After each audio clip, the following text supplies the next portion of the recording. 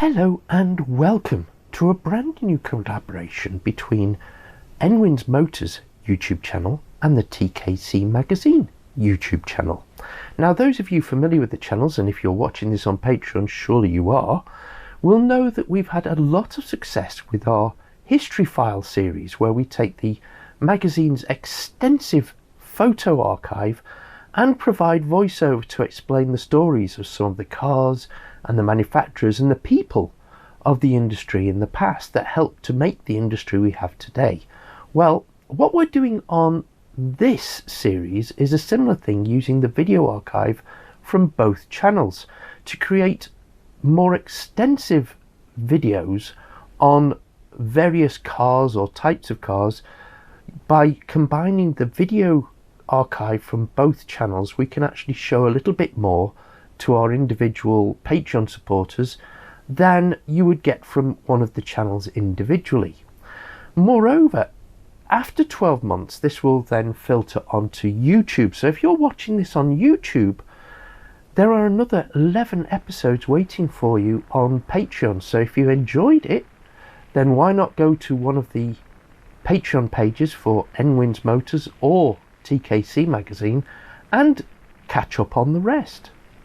Anyway, without further ado, here is this month's video.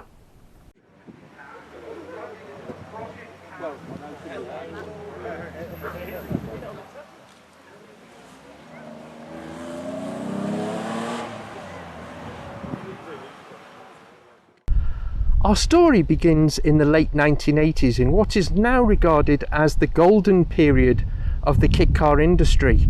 Kit cars were not just 7S cars or Volkswagen Beetle based buggies, but they were getting braver. They were making 1930s roadsters, they were making family saloons, and now they were getting even braver still. They were making exotic cars. There was a race on to produce Lamborghini Countaches, which by the time a realistic one came out, all the ones that followed were basically taken from body shells that were taken from molds from one Lamborghini Countach. Two different manufacturers were racing to get a Stratos to market as well, but they started with two completely different Stratos cars. So quite separately and from two completely different directions, they raced to get to the market, and by the time they got there, it was a matter of months between them. The two manufacturers were transformer cars with the HF3000 and handmade cars with the Allura. My name's Gerry Hawkridge, and I've been playing and making cars for a long time now. When I first did the Stratos, it was a result of a collaboration between a very nice chap called Roger Perry, who's sadly no longer with us, who had a beautiful lime green car, much like the one on the left of me on the stand, and the registration number I never forget was FYH4V, and he was a very talented photographer and a real Lancia nutcase, a bit like myself. My dad had a Lancia Flavia and things like that, and loved Lancias, and I'd always had a passion for Italian cars as well as some of the other cars that I liked. And Roger did express some interest in being able to supply some of his fellow friends and people who he ran the club for with the Stratos with some spare parts that were starting to become unavailable. And so we had a situation there where there was a demand for a few parts, and I was the sort of person who could produce them for him. And then we decided that, well, maybe I should make a replica of a Stratos, because I wanted one myself, and I couldn't have afforded one at the time. And I had another couple of friends. One of them was Gordon Cruikshank, who is now the editor of Motorsport magazine, and the other was another friend of mine called Colin Artis, who had already made a 427 Cobra replica for. His father happened to be Ronald Artis, who owned the Heron Group, from what I remember, and was the importer for Lancia and a few other things into the UK. Anyway, they suggested that I should make a replica of a Lancia Stratos and try to use the mechanical parts wherever I could from a Lancia Beta. At the time, the Lancia Beta was a really nice handling car, went really well, had a 2-litre twin cam with the option of a supercharger, etc. And my brief was to see if I could use as many parts as I could for those, because they've got a bit of a reputation for falling apart after 3 or 4 years due to rust. They had a bad reputation for rusting. And so I was set the task of trying to produce a car that used those bits and pieces. Originally I only intended to do a car for myself, and I thought I might do a couple more just to help finance it. But we started doing a few, and it was obviously quite a lot of interest. And the first time we showed a car, we got order for 14 cars, which was a bit of a shock and a bit of a surprise. We didn't quite expect that straight out. We decided to call the we decided to call the car a transformer, because the idea being that we transform a rusty Lancia Beta into an exotic supercar. And with 2 litres and a supercharger, it wasn't that far off the performance of an original street Stradale. We couldn't have timed it better with the name of Transformer, because a few months later, after us announcing it, there was a toy company who brought out a robot that was able to be changed by fiddling around with as a child's toy. By fiddling around with it, it could be made into a Lancia Stratos. So you've got this Lancia Stratos toy, change it to a robot, vice versa, and it was called a Transformer. We couldn't really have asked for better publicity if we tried, because you know, someone said, "Oh, they've stolen your name." I said, "Well, let them keep stealing it, because it's great." Anyway, we produced a few cars, and it got to a stage where they were, you know, we were having to make them, taking orders for them rather, faster than I could make them. And we ended up having to subcontract the chassis design. No longer could I afford the time to make the number that were required at home and organise making the body shells. And on top of that, of course, we had to make sure we could get things like windscreens made and stuff like that. But having got a perfect car to copy helped tremendously.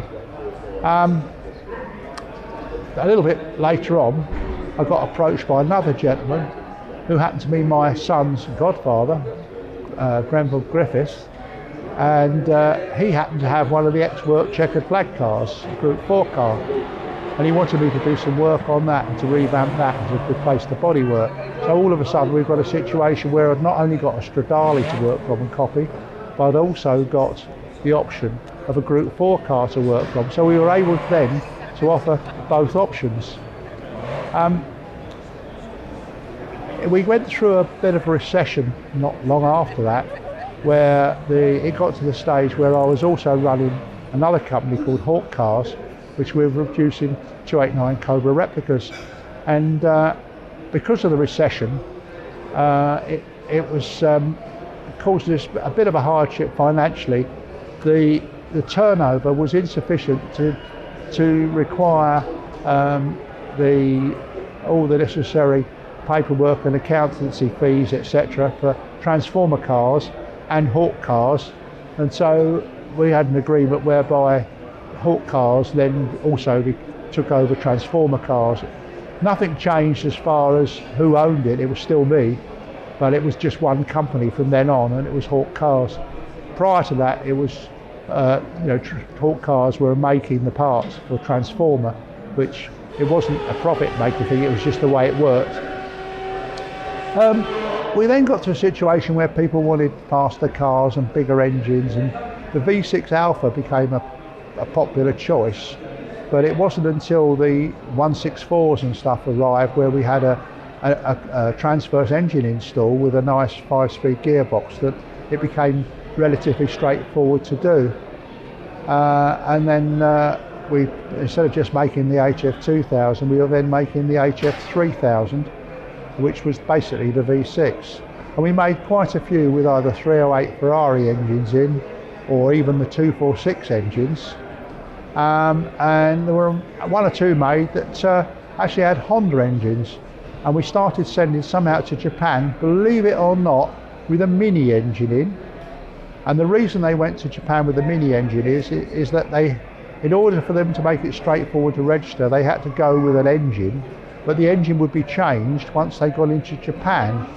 And once it got into Japan, they were putting a Japanese engine in and throwing the mini engines away. So there was a limited number went out there. But we've been making these cars, started in around 1984, and we've been making them ever since.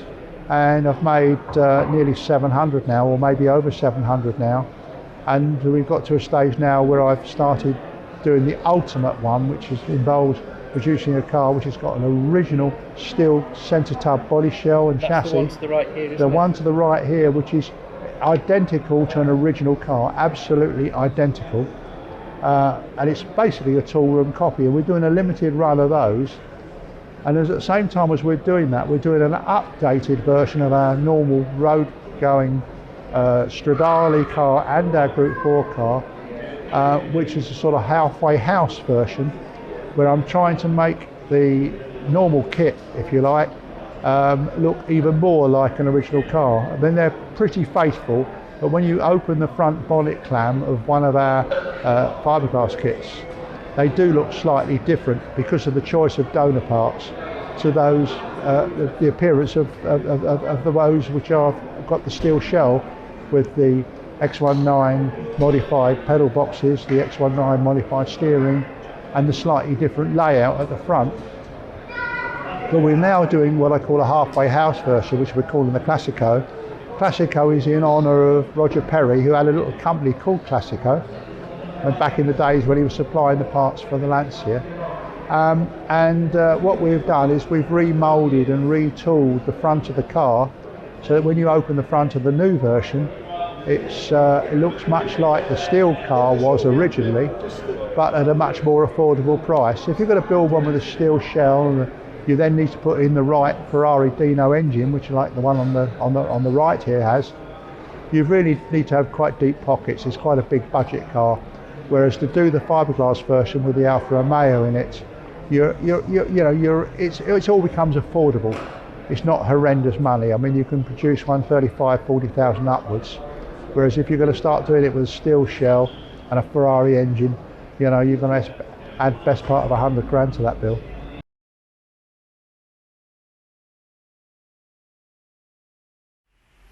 Right, first of all, if you could tell me your and your event number. Okay, I'm Gerry Bailey, and we're running car number 9 for this event. And tell me about your car. Well, it's a Lancia Stratos replica. It's not a real one. Hawk or a... It's a Hawk, yeah, and it's in the camel livery. And Cathal Curley, who was one of the works checkered flag drivers back in the day, he's going to come over and drive the car as well on the event. So that'll be good fun. Brilliant, absolutely brilliant.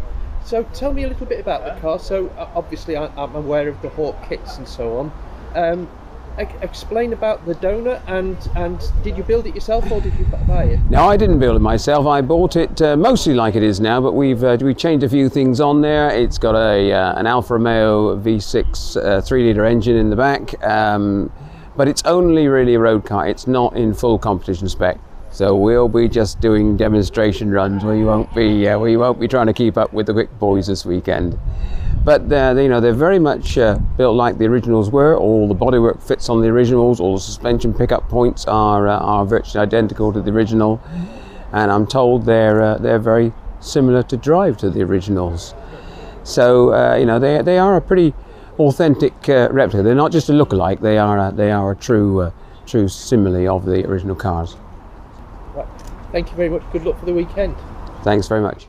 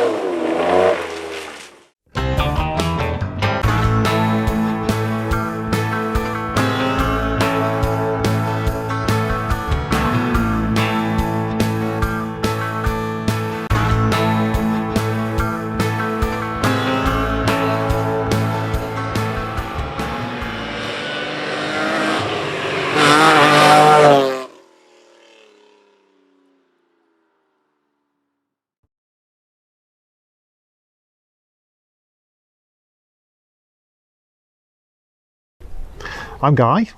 I'm the proud owner of this Hawk HF3000. I've had this since 1988. Technically it's a transformer, but made by the same people as Hawk. It's been on the road since 1991. It's been various guises over the years. It started life as a Stradale, that's the narrow arched car, in right hand drive and red with cooperative TS501 wheels on it. Over the years it's kind of morphed into what you see now. It became a red Group 4 car with the same wheels, and then Gerry did the production of the Campagnolo coffin spokes that it now wears, so we fitted a set of those. Then we decided, the paint scheme's a little bit ordinary, so we decided to do the Pirelli paint scheme on it that you see now. And then a few years after that, having acquired a few bits and pieces, it was time to do the dashboard, a proper Group 4 dash.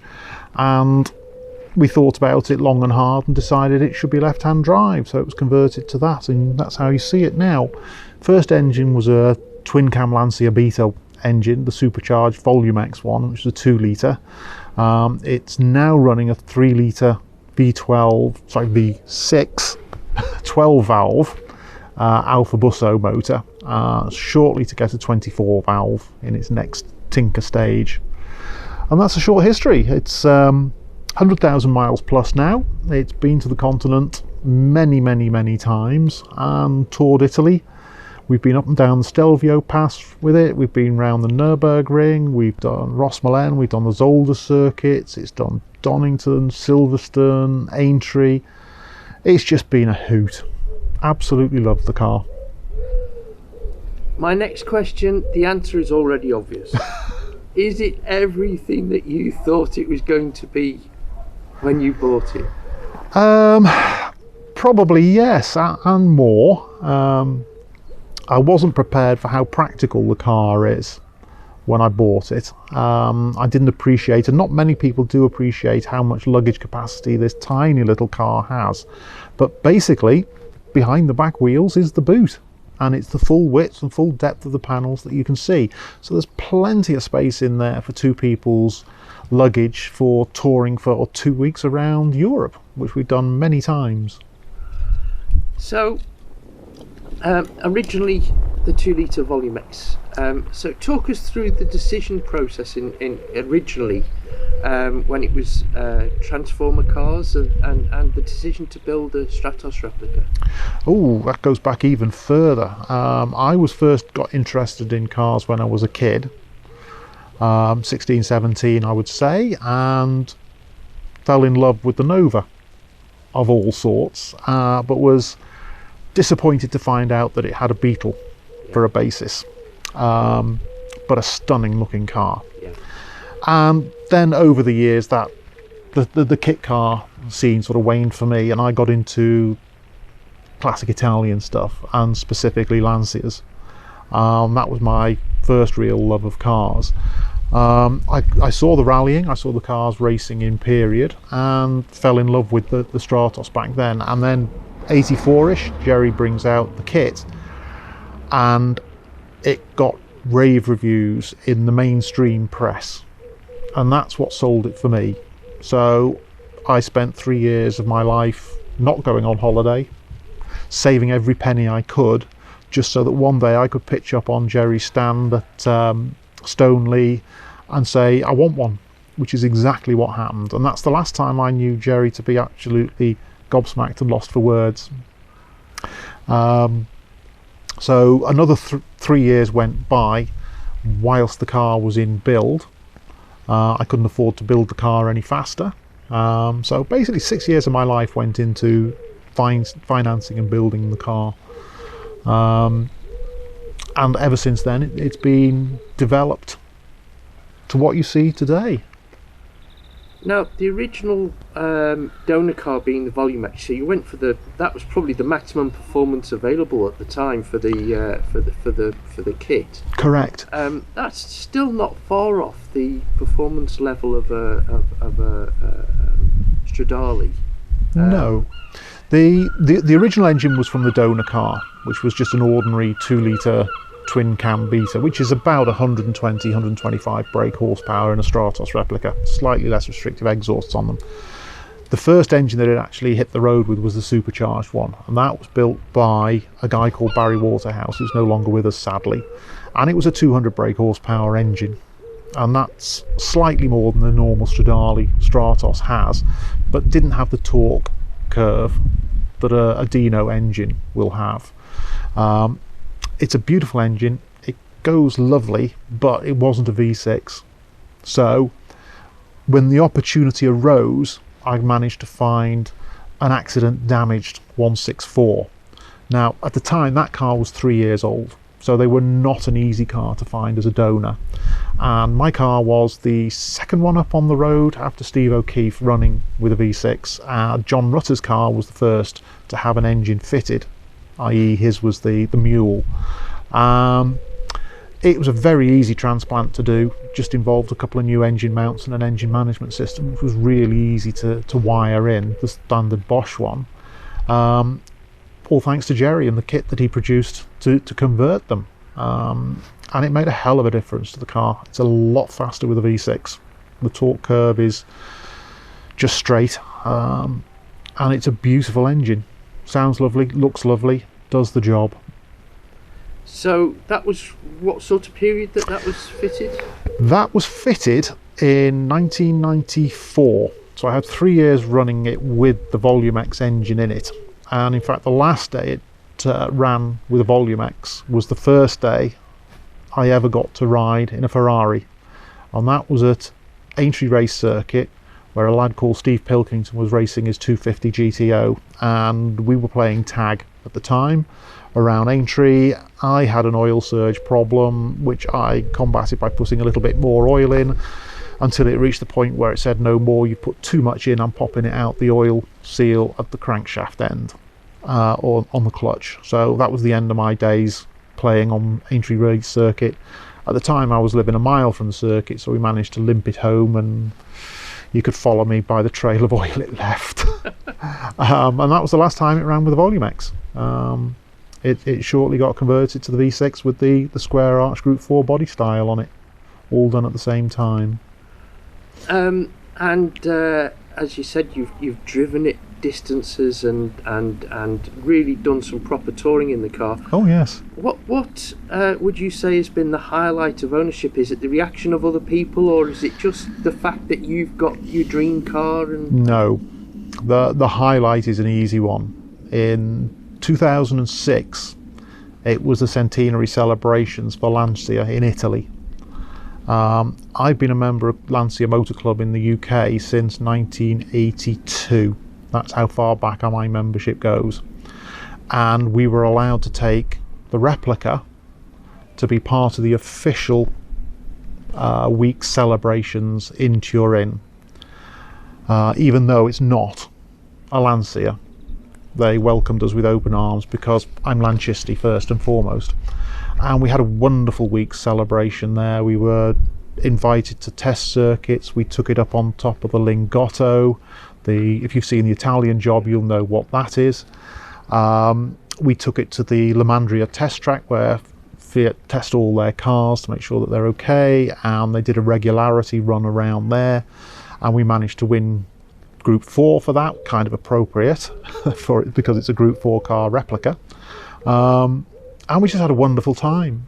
We were asked by the curator of the Lancia Motor Museum and the president of the Lancia Club Italy at the time if they could borrow the car to present to the widow of Nuccio Bertoni one evening at a gala dinner.